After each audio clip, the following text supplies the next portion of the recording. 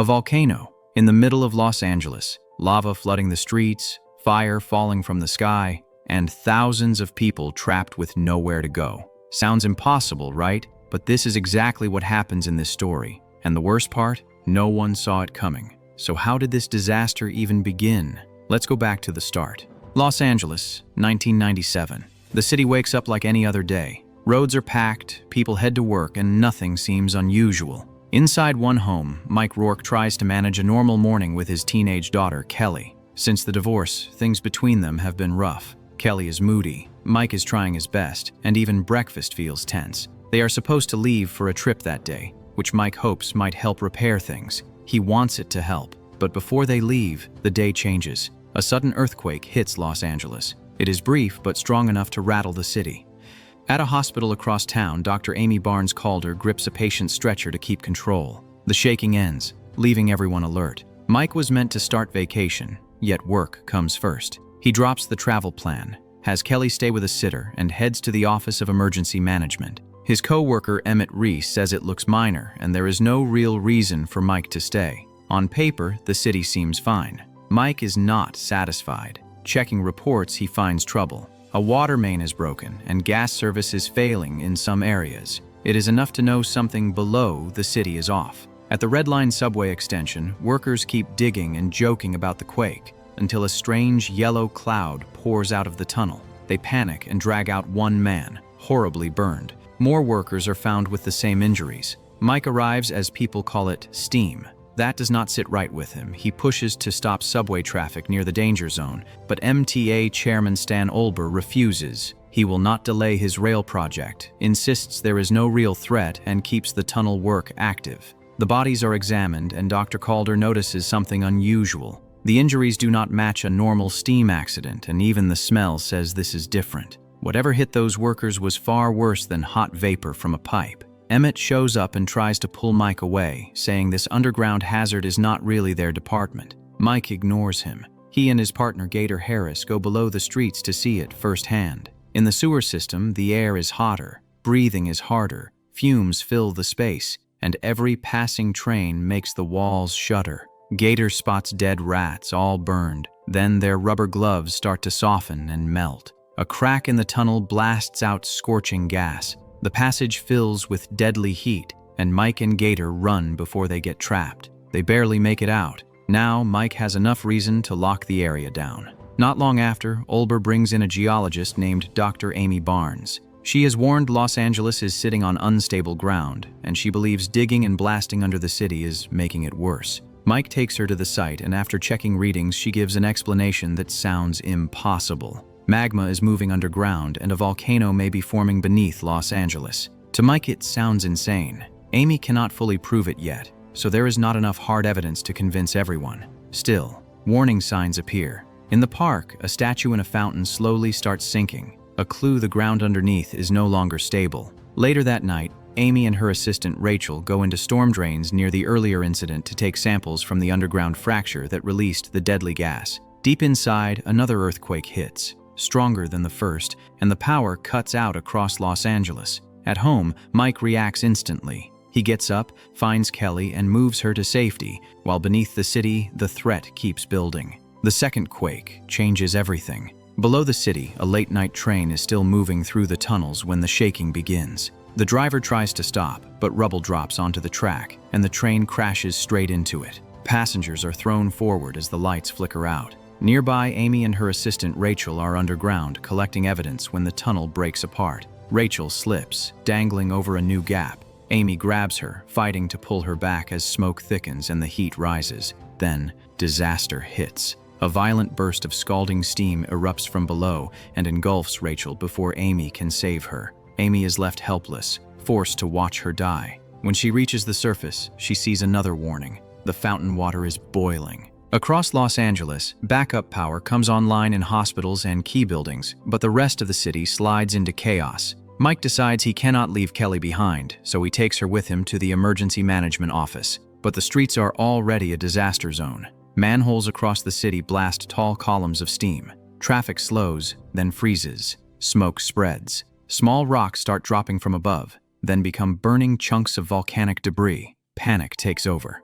Fiery stones slam into vehicles, rooftops, and emergency crews, starting blazes wherever they land. Houses burst apart. Streetlights and power structures collapse. Drivers trying to flee crash into each other. At transit headquarters, Stan Olber is told a train is trapped below ground. Wanting to take charge, he heads out with a team to bring the passengers back. Inside the stalled train, the driver tries to keep everyone calm, but the doors refuse to open, leaving them trapped in the dark. Above ground, Amy is stuck in the traffic jam and sees a fire engine get hit by a falling lava bomb. Even rescuers are under attack. Mike steps out to calm people, but order breaks apart. Some civilians try to survive, while others rob nearby stores. Ash drifts through the air, and while Amy watches the sky, someone steals her equipment. Even so, crews keep working. Mike pushes on, spots Amy treating an injured man, and hears her warning about the struck fire truck. He rushes over to help the trapped firefighters,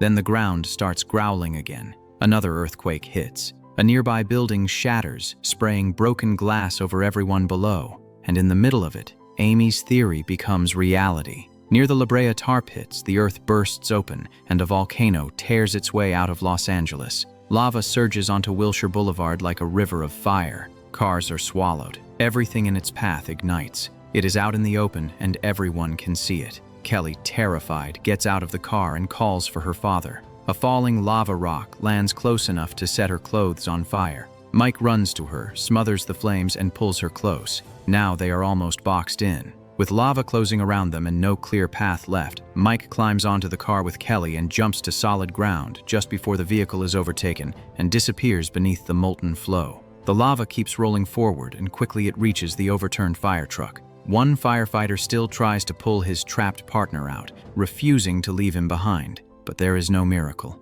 The molten wave arrives before the rescue does, and both men are lost. Almost at the same moment, another burst from the eruption triggers a massive blast nearby, proving this is still getting worse, not better. Mike knows Kelly cannot stay in the middle of this, so he places her with Amy and tells her to take the girl with the other injured survivors. Kelly begs her father to come too, but Mike does what he always does when disaster hits. He chooses the emergency over his family. It hurts, but he stays back. News helicopters circle, filming the burning path through Los Angeles. Families run from homes before buildings crack apart, and the city starts to look like a war zone. Even a dog fleeing with its owners makes sure not to leave its bone behind. Amy returns to help Mike, and they join police and firefighters trying to keep this from becoming even more catastrophic. Mike is not ready to abandon the city. He thinks less about stopping the lava and more about forcing it to go where they want, so they improvise. A bus is shoved into position as a barrier. Its tires are shot out so it drops lower and blocks space.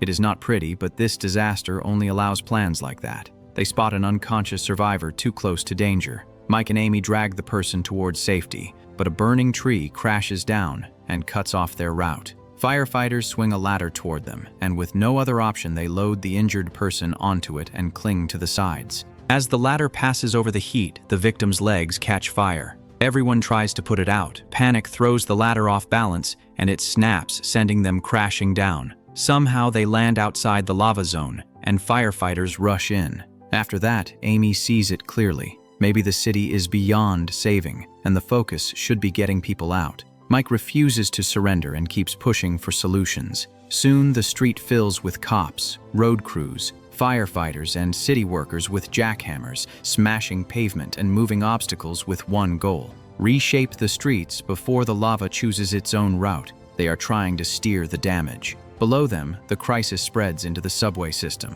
Lava invades the Red Line tunnels while Stan Olber leads a rescue team toward the crashed train.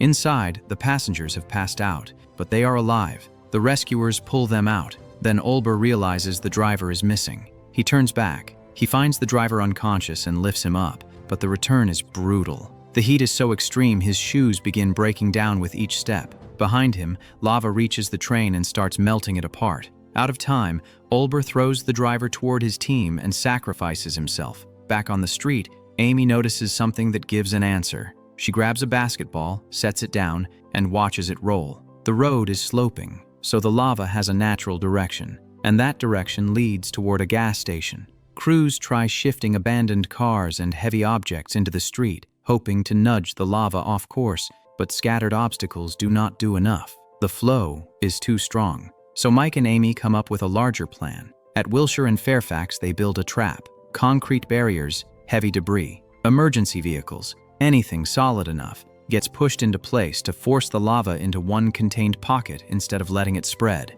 Then helicopters dump water on top, cooling the surface just enough to form a hardened shell. After that, it becomes all hands on deck. Firefighters, officers, city workers, and civilians push wreckage into line while Mike directs the operation. Piece by piece, they build the barricade and try to turn open streets into a channel the lava cannot easily escape. And in the medical tents, it is not only people anymore. Animals arrive too, and vets work right alongside the emergency teams. At the relief area, Amy treats injured children while the city still burns in the distance. Since some parents have not been found, she asks Kelly to stay with the kids and keep them calm. It is a quiet moment in total chaos. Not far from there, the crews finally seem to get a win. After all the pushing, blocking, and cooling, the lava at Wilshire starts to harden. Fire hoses blast it, water drops from above, and the glowing river turns into a black crust. The teams cheer, thinking they contained it, but Amy does not trust it. She goes back underground to check the subway line and finds the bad news. The lava did not die out. It slipped beneath the city and kept moving through the Red Line extension. The danger has not ended. It is looking for a new exit. She calls Mike. Her warning is simple. What comes next could be worse, likely at the Beverly Center area. Worst of all because the medical stations are there. Mike rushes over. They send a camera into the tunnel, but whatever is moving below is so intense the camera is destroyed almost instantly. Heat and flames surge upward, forcing them back, and Mike yanks Amy out of the way before the street above erupts too. Now the clock is real. They estimate about half an hour before the next major burst reaches the end of the line. Mike calls Emmett and orders him to clear out the treatment area, but evacuation alone is not enough. If they keep backing up, the lava will keep taking ground. Then Mike spots an answer in the city itself. If they tear open the right streets, they may turn the lava away from people and send it toward Ballona Creek, letting gravity carry it to the Pacific. The problem is the land does not slope the way they need, so they choose a desperate idea.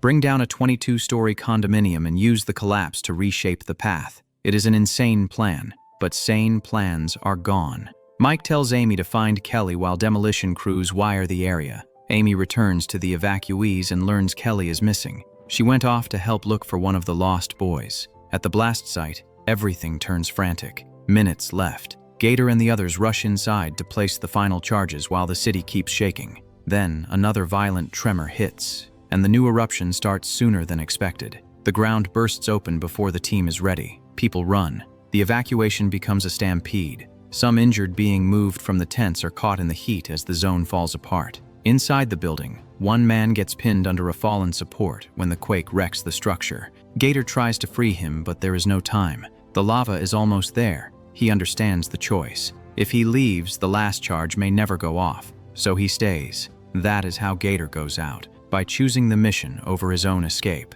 Then the explosives trigger one after another. As the building comes apart, Mike sees the worst thing possible. Kelly and the missing boy are in the path. He runs at them, reaches them at the final second, and throws them down just before the structure crashes overhead. And against all odds, the gamble pays off. The collapse opens the route exactly as Mike hoped. Instead of pushing deeper into Los Angeles, the lava is redirected into the new channel and sent away from the city toward the ocean. Only then do people believe it is over. Amy searches through the wreckage for Mike and the children. For a moment, it feels like the victory cost too much. Then a hand punches up through the debris. Mike crawls out alive, with Kelly and the little boy safe. The boy looks around and sees everyone covered in gray ash. Rich, poor, black, white. None of it is visible. Everyone looks the same. Then rain falls and washes it away. Amy admits something honest. If it were her decision, she would have sacrificed a huge part of Los Angeles to save what remained.